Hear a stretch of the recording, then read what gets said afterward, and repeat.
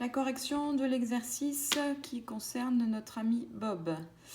Alors, on va calculer son IMC pour le poids de 75 kg. Donc, on reprend la formule de l'IMC telle qu'elle est indiquée dans le livre.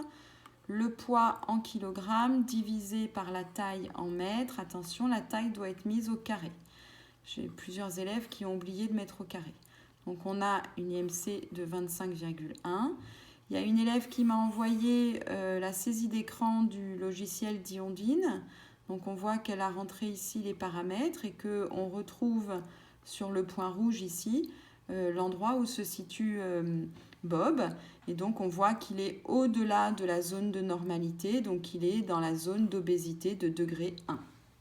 On va maintenant faire le même travail pour le cas où Bob perdrait 5 kg, donc il aurait un poids de 70 kg, on obtient une IMC de 23,4 et donc quand on le place dans la courbe, on voit qu'il est certes assez haut dans la zone de normalité, mais il est quand même dans la zone de normalité.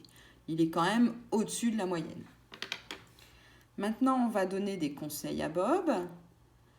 Et donc, on voit que son besoin calorique actuel étant estimé à 3305 kcal pour 70, alors que pour 70 kg, il est estimé à 3145 kcal, donc en grosso modo, il a 150 kcal par jour à consommer en moins.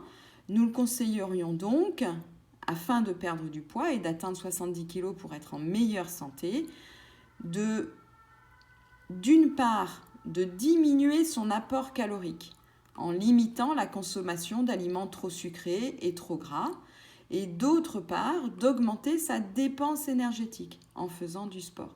On retrouve les deux axes de l'équilibre alimentaire, les apports caloriques et les dépenses.